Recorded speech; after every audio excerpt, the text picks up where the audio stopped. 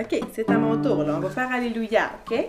Mon livre s'appelle « Entre ciel et mer », mère comme maman, et c'est spiritualité, vie de famille et autres acrobaties. Allez, alléluia, allez, alléluia. Donc, ça se veut un tout petit bouquin, des tranches de vie, des exemples qui sont tirés de ma vie, de celle d'un paquet de mes proches aussi.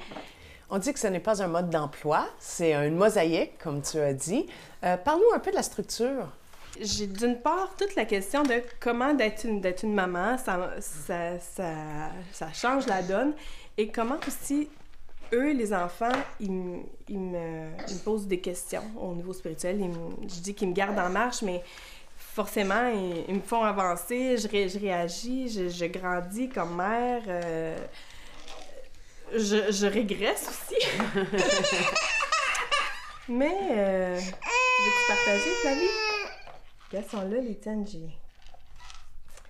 Donc, j'aborde ce genre de questions-là au début. Et puis, je parle d'attitudes aussi qui nous aident à prendre conscience de la dimension spirituelle de la vie. Mon point, c'est que c'est une question de regard, d'après moi. Parce qu'il n'y a pas besoin de rajouter des éléments de spiritualité puis de foi dans la vie. Je pense que le quotidien en est rempli, puis qu'avec des bonnes lunettes, on peut peut-être arriver à mieux saisir, à être dans le moment présent. Puis les enfants nous ramènent constamment au moment présent. Est-ce que tu laissais la prière, Flavie? Je te salue, Marie, pleine de grâce, le Seigneur est avec toi. Parlant de regard, tu sais, j'ai Flavie... Flavie, à un moment donné, là, tu disais, elle essayait d'imiter la prière qu'on disait le Notre Père, puis elle disait « Notre Père qui est dans les yeux, qui est ton nom », ça fait etc., tu sais.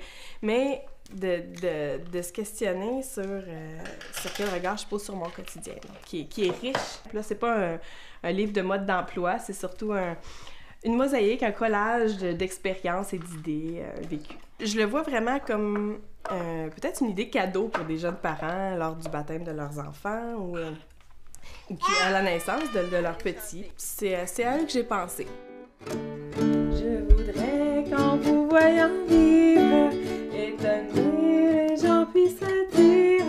Moi, j'écrivais pour Prions en Église, et puis une noveliste, la maison d'édition, m'a demandé si j'avais le goût d'écrire un peu là-dessus, dans ce filon-là. Donc, c'est comme ça que je me suis intéressée. J'ai fait une vingtaine d'entrevues aussi avec d'autres familles. Ça a été une série de rencontres vraiment enrichissantes. Je revenais tout le temps à la maison avec mon mari, on en discutait, c'était riche. C'était très parlant aussi parce que souvent, avec tout plein d'enfants autour, les situations étaient parlantes. Donc, pas besoin de faire des grands discours pour des fois saisir qu'une réalité peut être partagée. Entre autres, la réalité du manque de temps. Des parents. Moi, j'ai pas le temps de courir à droite, à gauche, m'inscrire à même des ressourcements, des activités familiales qui pourraient être vraiment enrichissantes, mais c'est vraiment exigeant. Même la messe, j'ai fait un petit chapitre là-dessus. C'est rock'n'roll. C'est le moment... c'est une habitude que j'avais d'aller à la messe parce que je trouvais ça ressourçant. Mais là, le ratio énergie et bénéfice, des fois, il tombe dans le rouge. Fait qu'on apprend, on essaie de toutes sortes d'idées là, pour y aller. Des fois, on prend des pauses. Je crois qu'il faut y aller avec authenticité, fondamentalement, qu'on soit homme ou femme d'ailleurs, là, comme parent. Chacun est vraiment différent, a un bagage unique. Moi, par exemple, dans mon histoire, dans ma relation au Seigneur, il y a une... Je sens beaucoup la bienveillance de Dieu. Je suis une fille qui s'émerveille facilement. Donc, ça paraît dans ma façon d'interagir avec les petits. On va se promener dehors. Je vais facilement faire des wow, comme goûter la beauté du moment, me sentir pleine de merci. Donc, c'est ça qui est le plus authentique. Et c'est ça que les enfants vont plus remarquer aussi, que ça va les toucher.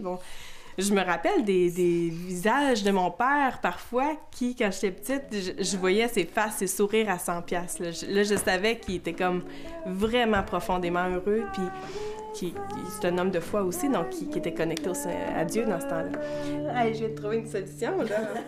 Qu'est-ce que tu espères pour tes enfants? au niveau de leur spiritualité.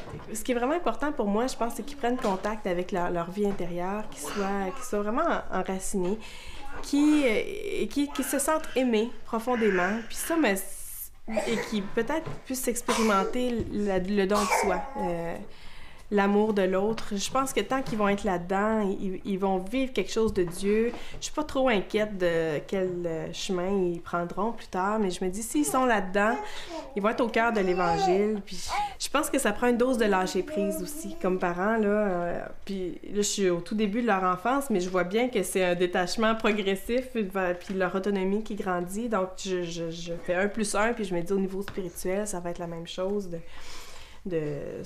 Ça va être leur vie aussi, là. Donc, de mettre en place un paquet d'outils, puis de références, puis de bagages, puis ben ils pourront faire des choix en toute liberté plus tard. Allez, allez, c'est ça qui arrive. Alléluia.